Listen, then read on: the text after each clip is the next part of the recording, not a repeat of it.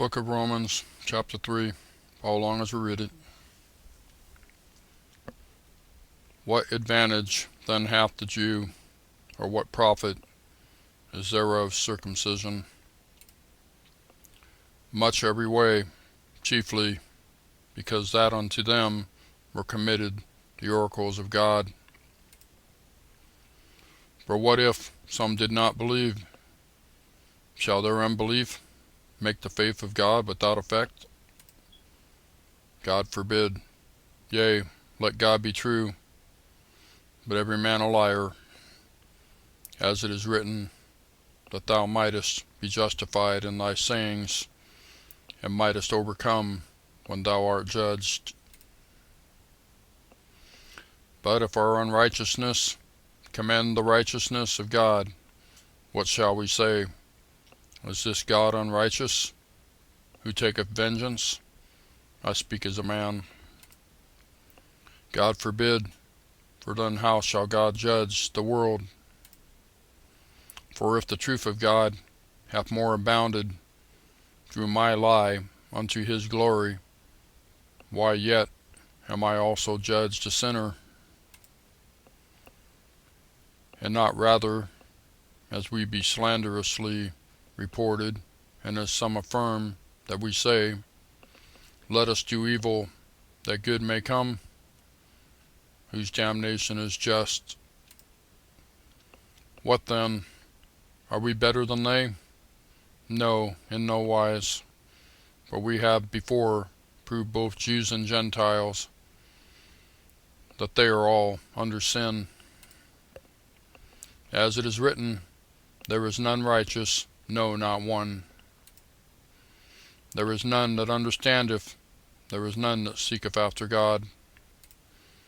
They are all gone out of the way, they are together become unprofitable. There is none that doeth good, no, not one. Verse 13. Their throat is an open sepulchre. With their tongues they have used deceit. The poison of asp is under their lips, whose mouth is full of cursing and bitterness.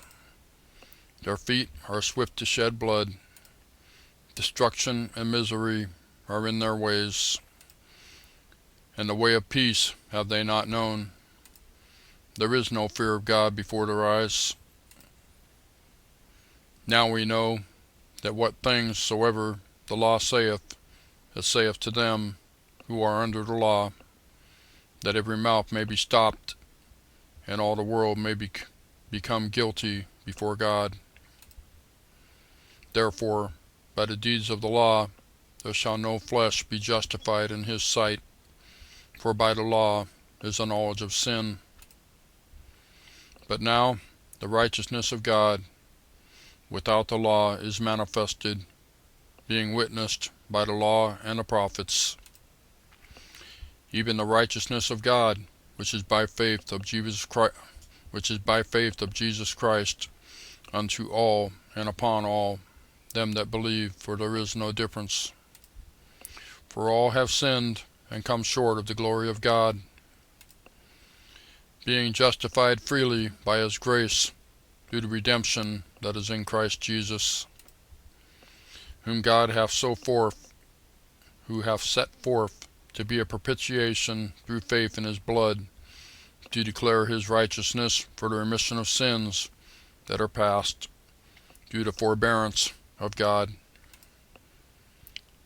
To declare, I say, at this time his righteousness, that he might be just, and a justifier of him which believeth in Jesus. Where is boasting then? It is excluded. By what law? Of works? Nay, but by the law of faith.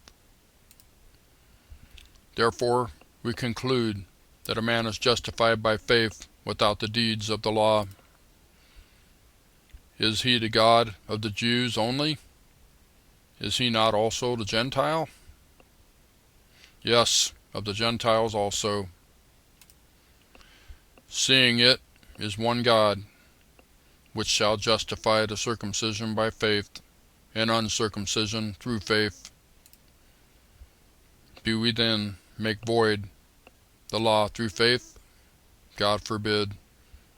Yea, we establish the law. That's Romans chapter 3. We'll see you next time.